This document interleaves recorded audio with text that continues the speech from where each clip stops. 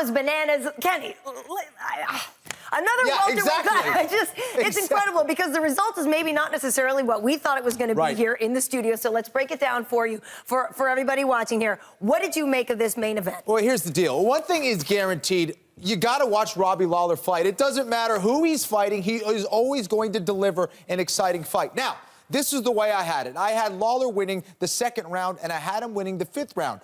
1, 3, and 4 I had for Carlos Condit. I thought it was exactly what he should have done. We talked about the breakdown, guys. He backed him up. He showed a lot of variety, and he showed a lot more volume than the champ, Robbie Lawler. If you are scoring based on volume, then yes, Carlos Condit did win the fight. We all kind of thought that he had done enough to win the fight and become the champion. But the third round, I thought the first round, Robbie got dropped, was pretty obvious, Carlos Condit. Second round, Robbie got the knockdown.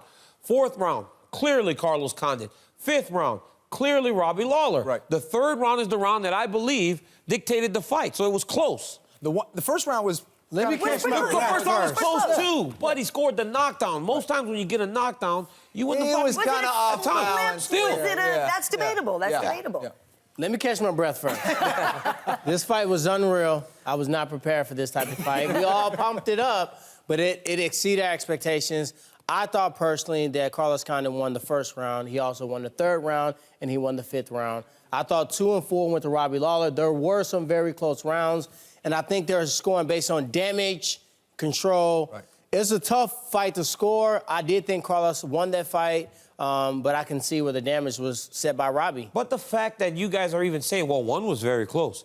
3 was very close. Sure. You cannot Did they get the fifth round of 10-8? No, the fifth round was Robbie Lawler's round. But the fact that we're sitting here going, this round was very close, this round was very close, that means you cannot be too upset with the decision because you're looking at these rounds going, well, he was off balance in the first, so that doesn't really mean he got dropped. You know understand what I mean? And what people need to, I know they were talking about a little bit of the statistics of the volume of Carlos Condit. You have to break it down round by round. You do not score a round on its entirety. Yep. You have to look at it round by round. So keep that in mind as statistics start to come forward. You can't look at the fifth round and judge the entire fight, or you can't look at one knockdown. You have to take, if it's 5 minutes, you have to take who won the first minute, who won the second minute, who won the most minutes out of that 5. Right. And man, nobody lost in this fight. We won by watching it. It was crazy. Carlos Condit has the strongest chin in the entire welterweight division. It's a gift that I don't personally want to have myself, but he has it. But as you said, T-Wood, going into the fifth round,